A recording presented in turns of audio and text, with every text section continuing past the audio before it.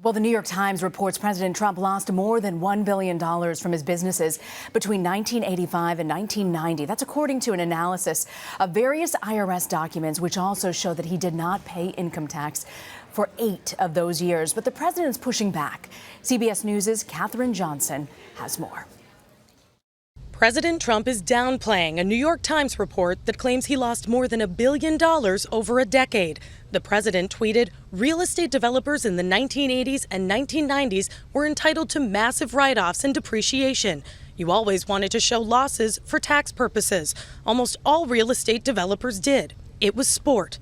I've made a fortune by using debt. And if things don't work out, I renegotiate the debt. I mean, that's a smart thing, not a stupid thing.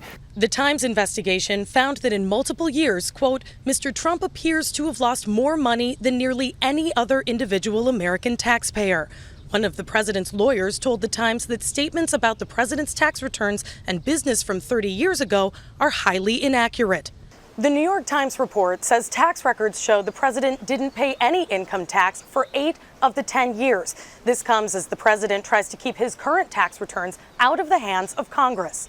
Monday, Treasury Secretary Steve Mnuchin refused a congressional request for the president's returns, saying the request, quote, lacked a legitimate legislative purpose. House Speaker Nancy Pelosi says the law gives Congress a right to the returns. The law says the administration shall give the tax. Shall. It doesn't say may, should, could. Under certain circumstances, it says shall give those tax returns. The fight over the president's tax returns is likely headed to the courts. Katherine Johnson, CBS News, the White House. Well, joining me now, CBS News White House correspondent Weijia Jiang and co-author of Politico Playbook, Daniel Lippman. Weijia, to you, how is the White House reacting to this Times report? The press shop is not reacting. They are not talking about this, probably because the president himself did in that pair of tweets that we saw that actually provide contradicting messages. On the one hand, he's explaining the losses and explaining why he had massive tax write-offs and why, the Times had these figures to share with the public. But then in the same thread, he's saying this is highly inaccurate information and a fake news hit job. So you can't have it both ways. And that's exactly what the president is trying to do here. But he maintains that the problem was not him, as he always has. He says that, his actions actually highlight the problem with the U.S. tax code. And, he promised he would continue to fix it. And so that's what we have, just the president, in his own words, defending himself. Daniel, the president's faced many scandals, but this one really hits to the core of his image as a successful businessman. Politically, do you see any ramifications from the story, particularly within his own base?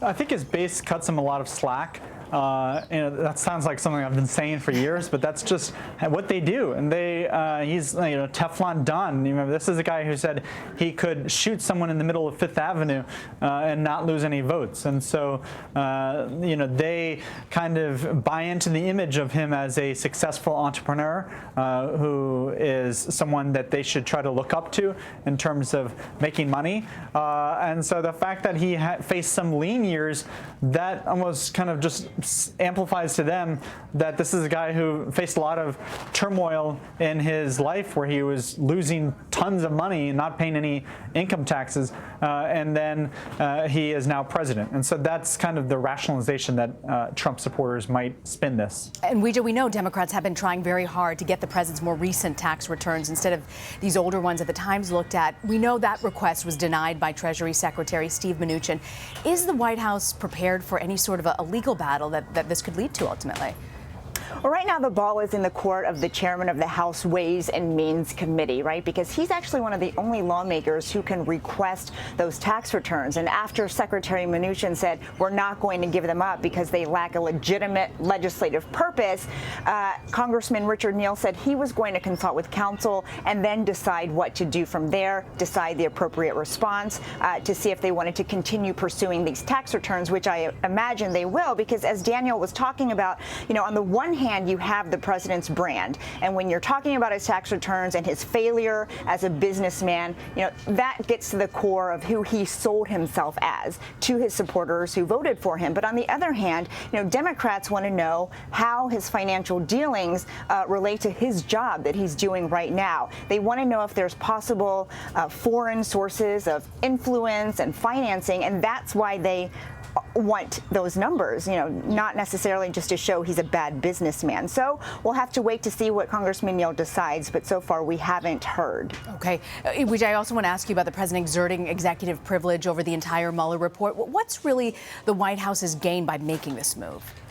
Sarah Sanders says it's protective, and also it is just, to make sure that the Attorney General is not breaking the law. You had a guest on just now that we heard who sort of, tried to navigate through that because it's not necessarily the case. But certainly politically, they're able to use this and say, look, we've already put a period on this investigation. It's already over. They're able to continue the narrative that Democrats just want to redo because they weren't happy with the conclusion, which is no collusion and no obstruction. But we have to remember that Mueller did not conclude there was no obstruction. In fact, he left the door open for Congress to continue their investigations. I think the bigger question here for the White House and for Sanders is, what do you have to lose? If the Mueller report doesn't show any wrongdoing, and if the Mueller report will find the same conclusions of no collusion, no obstruction, then why not? Why not allow these investigations to play out so the president can take another victory lap and enjoy vindication even more? Daniel, I want to ask you about a federal court that ruled in favor of President Trump, the administration's remain in Mexico policy for asylum seekers. Was this a big win for the president? I think this kind of is Stephen Miller is celebrating right now because he has long advocated, along with other Trump administration officials, that our asylum laws are too lax and they want to tighten them. And so one way to do that is kind of make it less enticing. And so if people who are claiming asylum who cross the border from Mexico, if they have to stay in that country, then they're less likely to actually enter the United States, or they don't want to wait around forever. But if you face